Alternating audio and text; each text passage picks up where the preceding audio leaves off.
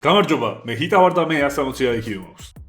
ეს თვე ძალიან ვიზარმაცე ჩემს არხზე ერთი ვიდეო დავდე სულ, ამიტომ ძალიან ცუდად ვარ ამის გამო და გულზე დაღიმადებს, სევდათ მაწევს, თრგუნავს. ამიტომ ახლა გადავწყვიტე უცებ თქვენს კომენტარებზე უპასუხო, ოღონდ ცოტა ისეთ ფილოსოფიურ სიღრმისეულ კომენტარებზე, რაც საშუალებას მომცემს რომ გონება უფრო დავწაბო. ცოტა ღრმა აზროვნება გავუშვათ. წინა Q&A-ისთვის რა კითხვებიც დამეწერეთ, მაგას ახლიდან გადავხედე და ვეცადე შემორჩა ისეთი კითხვები, რომლებიც ღრმა აზროვნებას მოითხოვს. აზროვნება კი ერთ-ერთი ყველაზე ძვირფასი რაღაც არის, რაც ადამიანებს გაგვაჩნია. და მოდი ეს ვიდეო მთლიანად აზროვნებას დავუთმოთ. შეგვიძლია მომდევნო რამდენიმე წამი ამ ვიდეოს და ლაიქებასაც დავუთმოთ და ჩემი არხის გამოწერასაც, რადგან ესეც ფრიად მნიშვნელოვანია. ფრიად. ჩემი არხის მთავარი პარტნიორია საქართველოს ბანკი, რომელიც განათლებას აქტიურად უჭერს მხარს.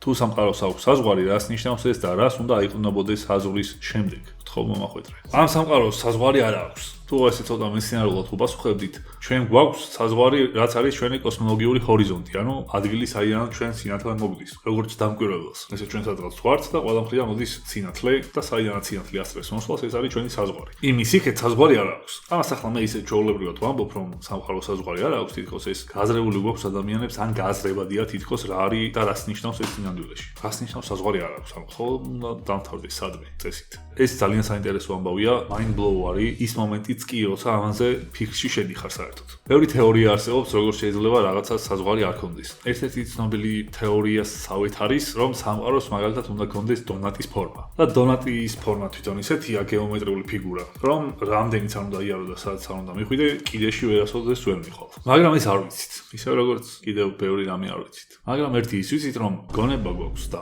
შეგვიძლია ვიფიქროთ. იმან ვინც ყველაფერი იცის როგორია, როცა რამე არ იცი. კარგი კითხვა. თუ ყველაფერი იცი, ეს რაღაც პარადოქსივით არის თითქოს, მაგრამ ვინც ყველაფერი იცის, ნებისმიერ შემთხვევაში მასაც უნდა დაეწყო იქიდან ალბათ, როცა არ იცოდა. შესაბამისად, როცა ყველაფერი იცი, არ ცოდნის გამოცდილებაც უნდა ქონდეს. ქვის პარადოქსს გავს. თუ ყოვლისშემძლე არსებას შეუძლია შექმნას ისეთი ქვა, რომელსაც ვერ აწევს. თუ ყოვლისშემძლეა ყველაფრის შექმნა უნდა შეეძლოს, მაგრამ თუ შექმნა ეგეთი და შემდეგ ვერ აწია, როგორ ყოვლისშემძლეა, თქვათ ვერ აწია. ჰიტა როგორ გაზომეს სინათლის სიჩქარე. ეს არის კარგი კითხვა, რადგან ამ კითხვაში არსებობს თავისთავად ძალიან დიდი პრობლემა, რადგან რაღაცა რომ გაზომო, უნდა იყო ერთი საწყისი ადგილი და მეორე საწყისი ადგილი. ამ ერთი ადგილიდან რაღაცა უნდა წავიდეს მეორე ადგილზე და ამათი სიჩქარე უნდა გაიზომოს. მაგრამ პრობლემა სად არის, ნახეთ? რის სიჩქარესაც ზომავ, ესენი ერთმანეთთან უნდა იყოს დაკავშირებული ისეთი რაღაცით, რასაც ზომავ, იმაზე მეტი სიჩქარე აქვს, რომ ამ რაღაცის მოძრაობის სიჩქარის დაფიქსირება შეძლოს ორივე მხარეს, გაშვების და მოსვლის. და სინათლესთან ეგ ძალიან დიდი პრობლემაა, რადგან სინათლეზე სწრაფი არაფერი არ არსებობს. შესაბამისად, ორ რაღაცას ვერ დააკავშირებ ერთმანეთთან სინათლის სიჩქარეზე უფრო სწრაფად. შესაბამისად, ჩვენს ისტორიაში გენიოსებს უწევდათ სხვადასხვა რაღაცეების მოფიქრება სინათლე რომ გაეზომათ, სინათლის სიჩქარე. პირველად 1600-იან წლებში გალილეო ცდილობდა რომ გაეზომა. და ესეთი რამე მოიფიქრა, რომ ორ ადამიანს აყენებდა სიგნალებში რამდენიმე ასეული მეტრის მოშორებით ფარნებით. და როცა ერთი აანთებდა ფანარს და მეორე როცა დაინახავდა, იმ მეორეს თვითონაც უნდა აენთო. და ამას თვითონ შორიდან აკვირდებოდა, როგორც მესამე მხარე. სინათლის სიჩქარე იმდენად დიდია, რომ ასეთი პრიმიტიული მეთოდით ვერ გაზომავ, რადგან იქ ადამიანმა მე ხელით უნდა აწიოს და რაღაც, მაგრამ ეს ითვლება ერთ-ერთ პირველ გაზომვის ცდელობად საერთოდ.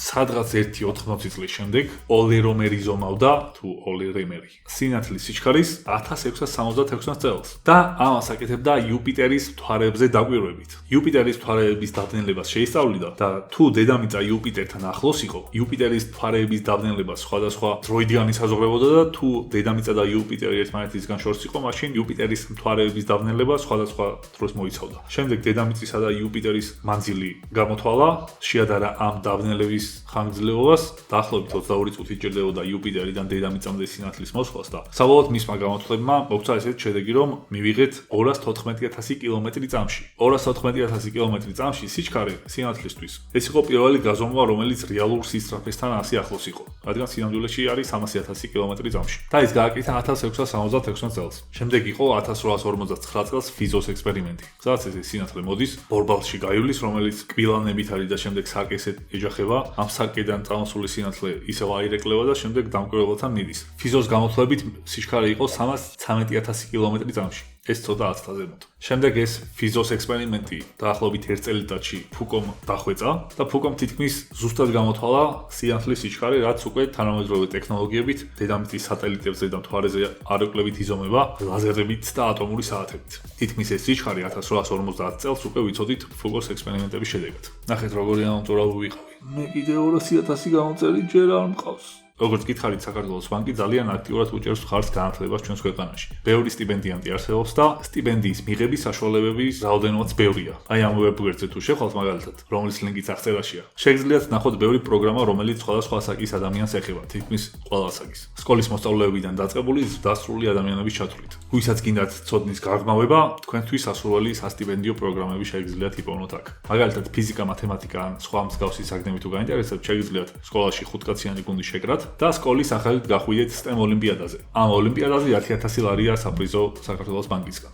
ფიზიკა იცი? ფიზიკა ისე არ ვიცი. იცით რა, ადამიანებს გონია რომ ბევრი რაღაც ვიცით. შეიძლება სხვაებიც ფიქრობენ ჩვენზე რომ რაღაცები ვიცით. მაგრამ ამ ბოლო ჩემმა ცხოვრებისეულმა გამოცდილებამ მაჩვენა რომ როცა მართლა რაღაცა ვიცი, მაგალითად ჩემი სფერო, რომელსაც ბევრი წელი დაუთმე ჩემი საყვარელი საქმიანობა, ეს ადამიანების უკავშირიდანაც, ცხოვრებისეულ იდეასთანაც და ყველაფერთან მიმართებაში ჰარმონიაშია, მატერიალურადაც ძალიან პერსპექტიულია და ყველაფერს ახსოვს, ასე ვთქვათ, რაც ადამიანის მოთხოვნილებებს შეიძლება ჭირდებოდეს და თან მე თვითონ ვიცი რომ მაგარი ვარ მაგაში და მართლა რო გრძნობ და ვიცი როგორი მაგარი ვარ ამ კონკრეტულ რაღაცაში და მე სხვა სფეროს ცოდნაში წარმოვიდგენ საკუთარ თავს, ხვდები რომ ეს თუ არის სფეროს ცოდნა, მაშინ სხვა დანარჩენი არაფერი არ ვიცი, ალბათ. და ცხოვრებაში იცით რა არის მაგარი, როცა ერთ რაღაცა საქმიანობაში მაგარი ხართ და ვიცი ახლა ვინც მიყურავთ ბევრი თქვენგანი რაღაცაში ძალიან მაგარი იქნებით. შემდეგ შეგიძლიათ სხვისი დაფასებაც, ვინც სხვა რაღაცაშია მაგარი და თან თითქოს ფორმულა თუ გზაც იცით, როგორ უნდა გახდეთ სხვა რაღაცაშიც მაგარი, იმიტომ რომ უკვე ერთში იცით და თან ეს პატერნი რაღაცაში როგორ უნდა გახდეთ მაგარი და ეს სხვა რაღაცაც განსხვავებულია. ამის მიუხედავად, წარმატების მიღწევის გზა თითქმის ერთნაირია.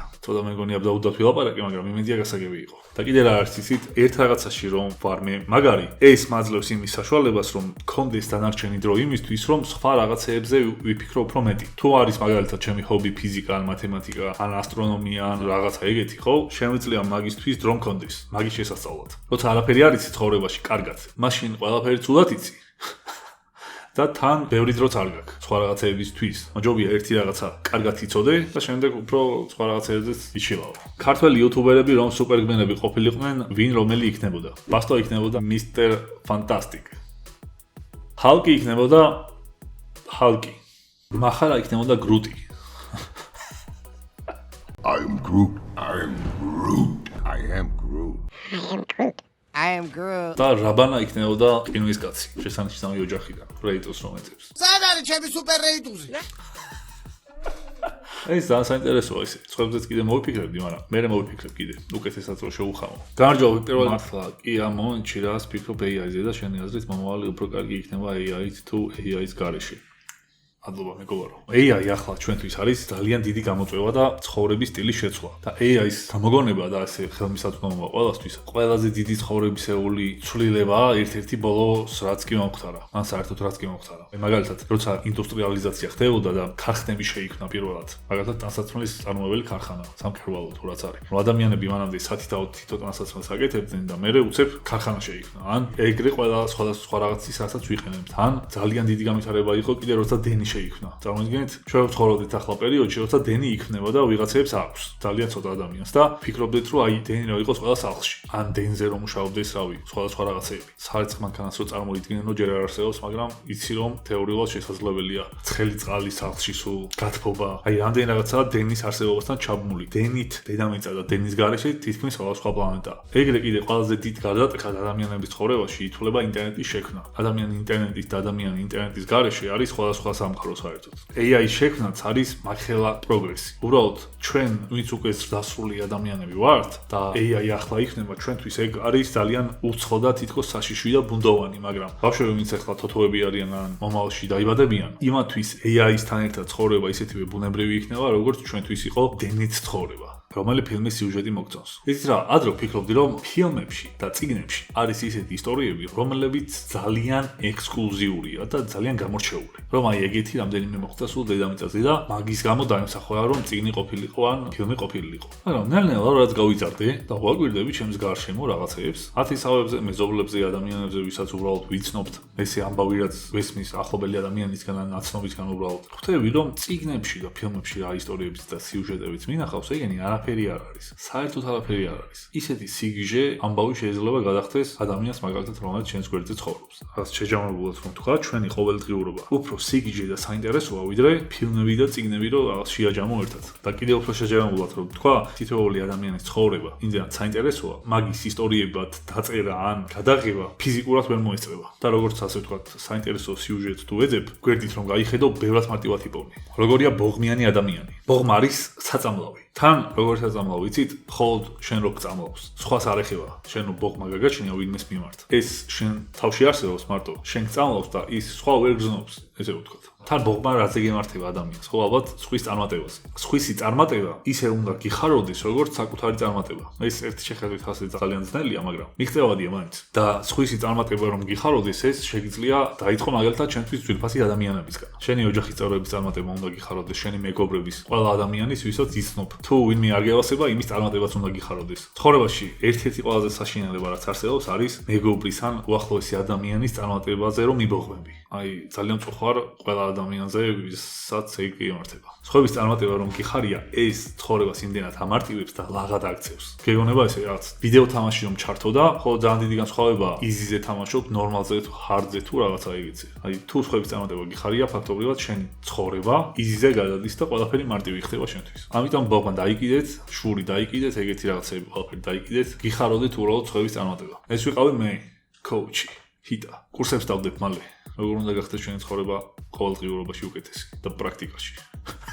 და 5000 ლარი ეგირება. და 5000 ლარს რომ შეაგროვებთ და რომ მიყიდით ჩემს კურსებს, იქ დაგხვდებათ ერთ-ერთი წინადადება, რომ ბოღმა ცუდია. მაგრამ ეს უკვე გითხარით, ამიტომ კურსები აღარ გამომივა. სიკეთე რამდენად ობიექტურია? სიკეთე ობიექტურია თუ არა? ნახეთ, ახლა არის საქართველოში შემოდგომა. როცა საქართველოში შემოდგომა რომ ჩამოიყვანო აქ ადამიანი ციმბირიდან. იტყვის რომ საქართველოში ძალიან ცხელა. მაგრამ საქართველოში შემოდგომაზე სადმე აფრიკის ცხელი ქვეყნიდან რომ ჩამოიყვანო ადამიანი, იტყვის რომ საქართველოში ძალიან ცივა. მაშინ რომელი იტყუება? წესით არც ერთი არ იტყუება. მაშინ შეგვიძლია დავასკვნათ რომ ადამიანი ყოფილა საზომი. რადგან ერთ თუ ცივა და მეორეს თუ ცხელა და არც ერთი არ იტყუება, მაშინ ადამიანი არის ის, ვინც განაპირობებს სიმართლე რა იქნება მისთვის. შესაბამისად, სუბიექტური უნდა იყოს. მაგრამ ჩემი აღქმით, ამ ყველაფერზე მაღლა მდგომი საკითხებიც არსებობს, რომლებიც ობიექტურთან უფრო ახლოს არის და უფრო ფუნდამენტური ცნებები რაც არის და უფრო საერთო. მე მგონია რომ სიკეთე და ბოროტება უფრო ფუნდამენტური ცნებებია. ჩემი აზრით აბსოლუტებია. და თუ შეგიძლია ტემპერატურაზე თქვა რომ ეს ჩვენთვის სიცხეა და ეს ჩვენთვის სიცივეა, სიკეთეზე ეგრე ვერ იქნება თუ შენ საკმარისად ჩაუღრმავდები საკუთარ თავს. თუ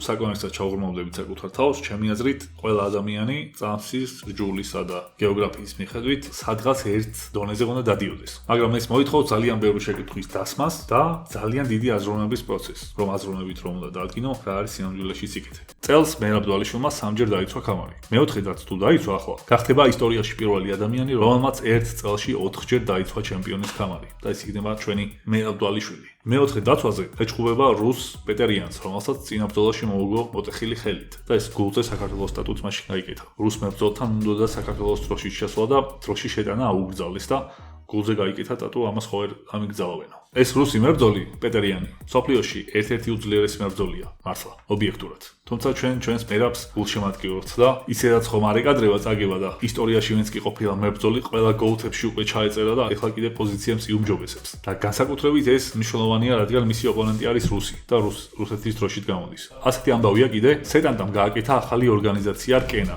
რომელიც არის MMA-ის ორგანიზაცია საერთაშორისო. ამ ორგანიზაციაში ებრძოლებენ ქართველი და უცხოელი სპორტსმენებიც. ახლა უკვე პირველი ივენთი მალე იქნება და ეს ქართველი ბიჭების საერთაშორისო წარმატება რაც არის, ეს წარმატება ბოლო-ბოლო რაღაცნაირად უნდა გადათარგმნილიყო იმაში, რომ საქართველოშიც MMA-ის დონე უნდა იზრდებოდეს და იზრდებოდეს.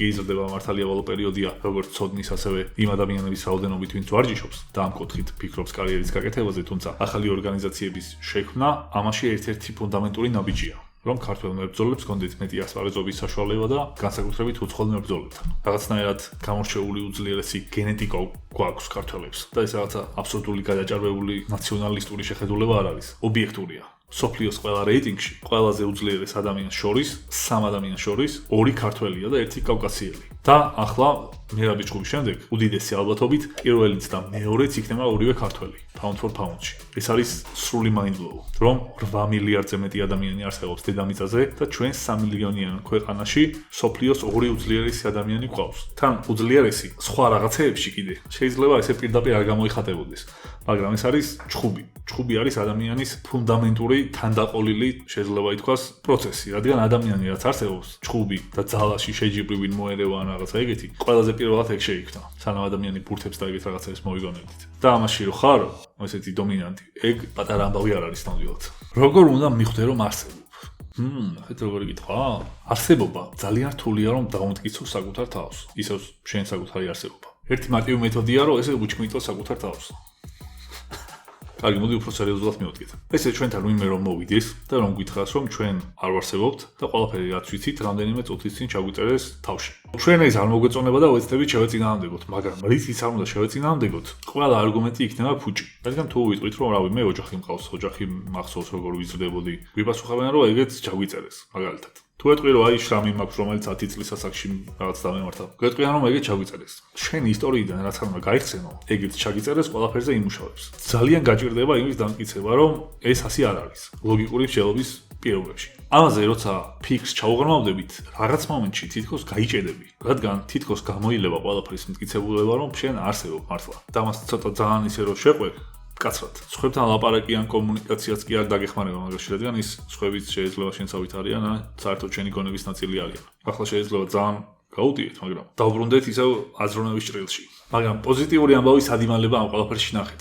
რაც უფრო ეცდება ვინმე, რომ დაგარწმუნოთ, რომ არ არსებობთ, ეს მით უფრო დაამტკიცებს თქვენს არსებობას.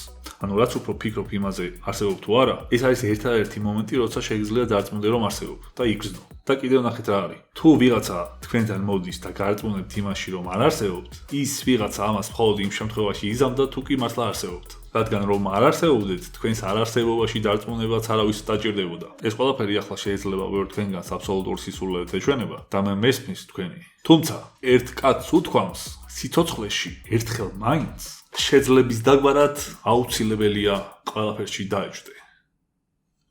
და კიდე ერთ რამეს დავამატებ, რომ თუ ვინმე, თუნდაც ყოვლის შემძლე, ცდილობს იმაში დაგარწმუნოთ, რომ თქვენ არ არსებობთ, ყოვლის შემძლესაც კი არ შეუძლია მაგაში დაგარწმუნოთ, რადგან კიდევ ერთხელ ვიტყვი, რომ თქვენ რამდენსაც ფიქრობთ იმაზე, რომ არ არსებობთ, ეს არის იმის დასტური, რომ არსებობთ.